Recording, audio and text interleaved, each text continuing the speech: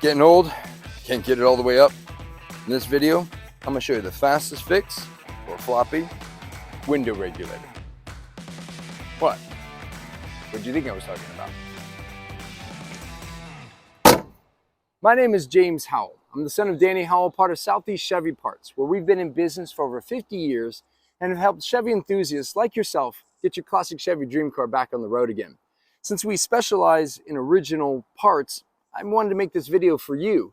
Now, if you are wanting to rebuild your window regulator, great. This video is for you and I'm going to show you exactly how.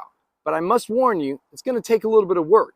If you'd rather skip all that and just buy a rebuilt window regulator, I'll provide links where you can do that down below. Now, let's go ahead and get started because, well, like I said, it's going to take a little bit of work.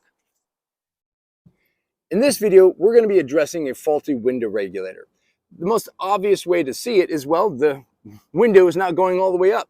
Oftentimes it's not this exaggerated, but may just be a 1-inch gap near the top where the window is not going all the way up. I'll show you what those issues are once we get it out, but that's our first step. We got to get the window regulator out of the door. Now, before we can actually get the regulator out of the door, we're going to have to remove the door panel itself. Now, yours is probably going to look a little bit nicer than this, but this gives us an idea of what we need to do. It's going to take a couple of tools, a Phillips head, and then a specialty tool here that allows us to pull off these handles. And then once we've got the panel off, we've got then access to the window regulator. So when you are putting the tool in, you notice there's going to be a plastic washer. You're going to push it and you got to line it up with the handle, and you're going to slide it this way because there is a ring that is holding it in. You'll notice it kind of popped there. You got to push it in and then it should pop right out. To show you that more closely, it's going to come in, push this, and go like that. And it actually takes this little ring, that little U-ring there, and pushes it out. You can see why this is on this side and it won't work if you're on this side of the plastic. So you have to go in between the plastic and the handle in order to actually get that out. Let's move on.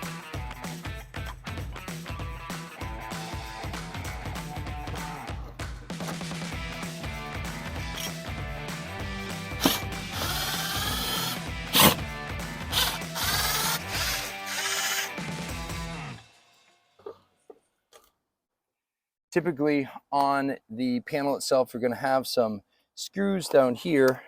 I don't know if you can see that. That may be down at the bottom. This one is already pretty worn out. So there may also be some tacking nails along the sides that you then take a flathead screwdriver, and all you need to do then is get underneath and kind of pry it open to loosen it up. So that way then we can pop this thing off.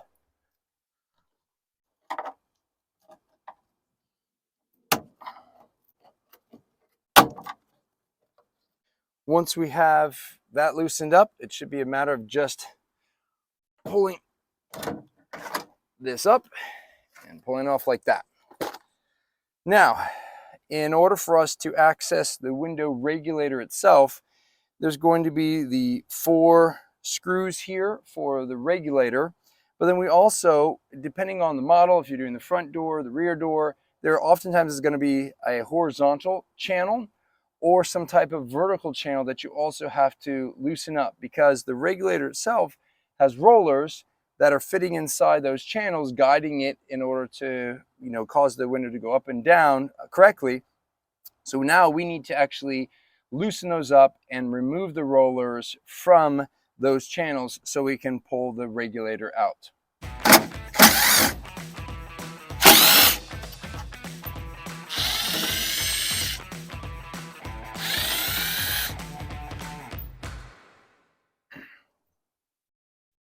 And there we have it, our window regulator. Now, the nice thing on a 4-door hardtop here for the 59 or 60 is that it only has 1 roller. There are many doors that'll have 3 rollers, which is a little bit more complicated because you have to get each roller out of the channel. before you can remove it from the door. Once we have it out though, it's time to go ahead and start rebuilding these things. So let's go on to the next step. All right, now with the window regulator out, it's time to inspect it. We want to take a look and see what some of the issues are so we know to make sure that we address those. I went ahead and I actually grabbed a 2-door window regulator rather than the 4-door that we had shown earlier taking out, because this is the one that we often do a lot more rebuilds with. This is a sedan, hardtop, convertible, all 2 doors are the exact same for '59 and 1960. So if you take a look here, one of the most common ones that you'll get is going to be a gear plate where the teeth become really sharp. That usually indicates that there's a lot of wear and tear inside the gear shaft. The spring here could be broken, therefore not allowing the window to go up. In fact, the most common one is probably the rivet of the spring, which is kind of walled out and there's a bigger hole, and that actually, the window will go up, but that last 1 or 2 inches, it won't go. This is going to be your culprit right here. Another area is this arm. You can see here, this one is bent. So we need to make sure that that is straightened out. The rollers we want to see, this one's frozen, this one's nice and loose. So you want to check and see, okay, what are my issues to make sure that those are the things that we get addressed before we get started. Now I'm going to show you how to even check this thing, especially for that walled out rivet there, without having to dismantle it. It's a great trick to see. And so let me go ahead and show you how to do that. All right. So now the way that we're going to be testing out this rivet spring is, first we need to put the regulator inside a vise like this, and what we're wanting to do is just isolate this main plate here. So if you need to, you may need to actually rotate so that the gear plate is on one side, so you got enough room to be able to grip the plate. Pull it down tight. And now what we're going to do is we're going to take the other arm and we're going to be lifting it kind of up and down. And what we're looking for is to see, is this rivet here going to be moving with the arm up and down? If you see a lot of play in it, chances are it's walled out and it will need to again get repaired. In this case, this actually looks pretty good without having to have a lot of movement. But because I want to show you the full process of how to take it apart, we're going to go ahead and remove the spring anyways, but I shouldn't expect that center hole should be pretty good. Now, pro tip, make sure you take a photo of the front and the back before you dismantle anything. So that way you know exactly how the spring is supposed to be set up, how the arms are to be set up, so that way there's no confusion when you are reassembling. Let's go ahead and jump right on in and get that spring removed.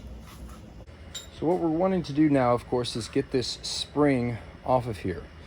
It's hooked on by that lever or this bracket here. And what we want to do is we're going to put something in here to kind of create some leverage, get closer to this hook. And we got to get this over that bracket. You'll notice it's going to be spring loaded, so just get ready because it'll fire off of there if you're not careful. So I got to lift it up just a bit there. And then the rest of it should go here in just a second. Oh, there we go. There it goes. Like so. All right. I'm going to take that right off of there. Now with the spring off, we can go ahead and start removing the rivets. We're going to have quite a few rivets here that we're going to remove. We're going to remove the main one for the gear plate, one of the ones for the arm, the spring rivet, and also then the smaller rivets for the gear shaft, as well as if we need to replace any of the rollers. I'm going to start off with a grinder and then move to a smaller, whether it's a Dremel tool or another small grinder in order to get all of them off, but let's go ahead and get to grinding.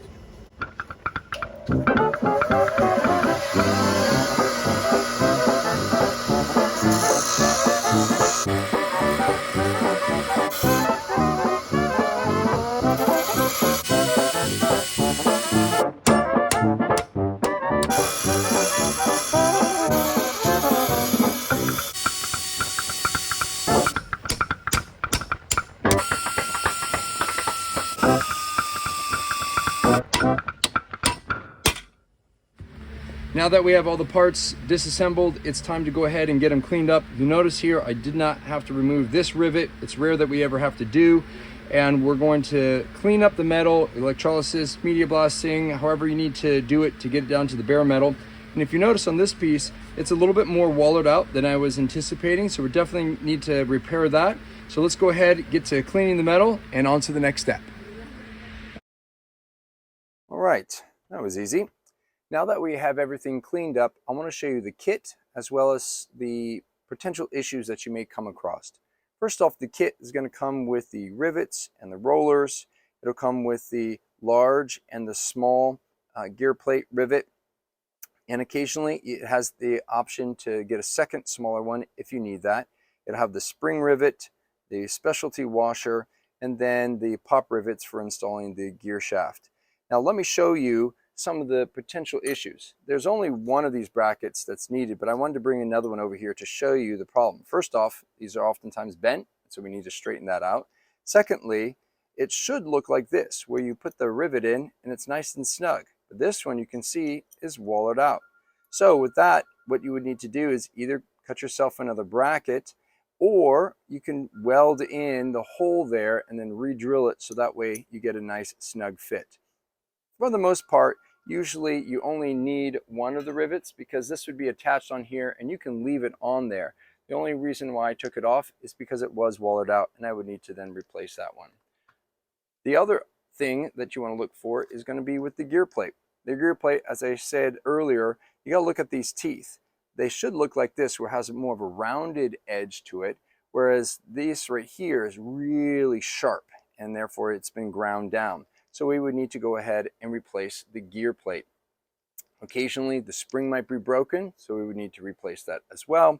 But here's probably the main culprit, and that is right here. I got a second one to show you even more pronounced, where this hole gets really wallowed out and really limits the window from going all the way up. So we're going to need to grind down that little lip, and then we're going to take the specialty washer that comes with the kit and we're going to weld it into place. So that way then we have a perfect fit, so that's back to running perfectly. All right, so with that being said, let's go ahead and get these parts now prepped so that way we can get them repaired and then reassembled.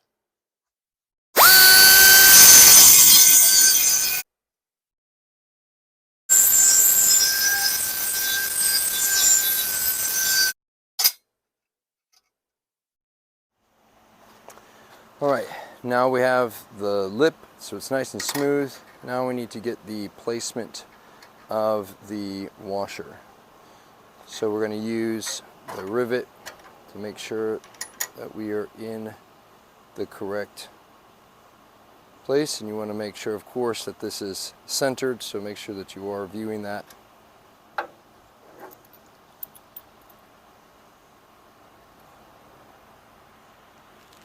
There we go. Looks good. Now that that's clamped on, you can either use brazen rods to put that on, or in this case I'm going to use an electric welder, and we're going to put it in a few spots so that way it's nice and secure.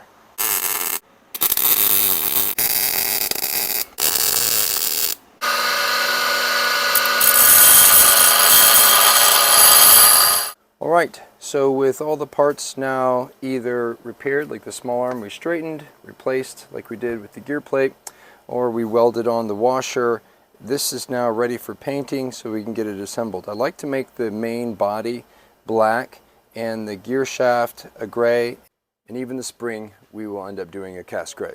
So with that, let's go ahead and start painting. All right, now with the parts all dry, it's time to go ahead and start reassembling. Now, of course, this is where we're going to need that rebuild kit, because we're going to need our rollers and the rivets. You're going to need as well the pop rivets. Make sure with these pop rivets that they are steel and not aluminum, or else they'll get sheared right off. So you want to make sure that those are steel. And then, of course, we've got the spring rivet, and then the larger and the smaller gear rivet. Now this is where you're going to want to review your photograph, because you want to make sure that you're putting the rivets on the correct side, or else it's not going to work. So the other thing is I'm using the old rivet that was ground off as a way to install the new rivets. You could put it on here, hammer it on, but I like the clean look of doing using a press, or rather the vise here. So I'm going to put the rivet in here, and all I need to do now is close it on and apply some pressure.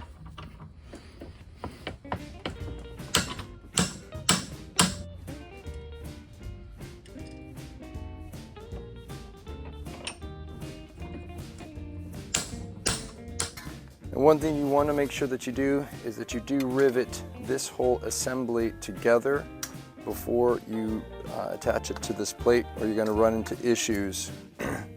So make sure that you're riveting this on here first.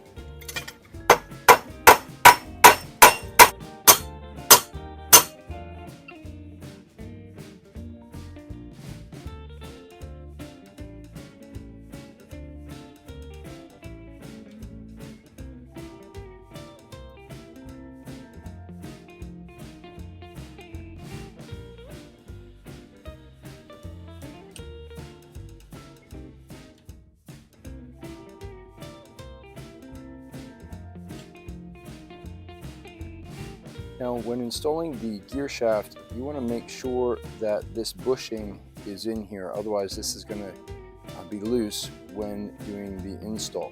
The other thing is you want to make sure that we install the gear shaft first before doing the arm with the fan gear plate.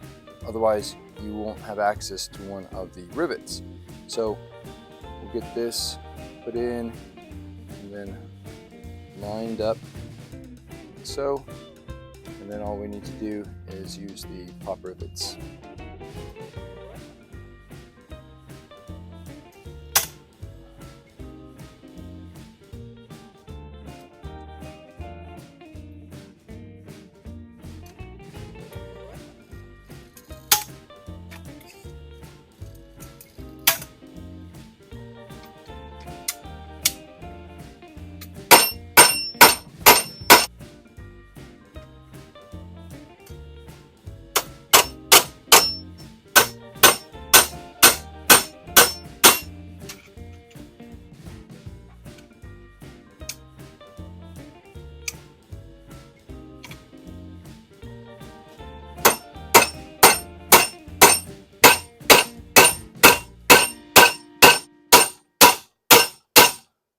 All right, we've made it to the final assembly, and that is going to be putting on the spring.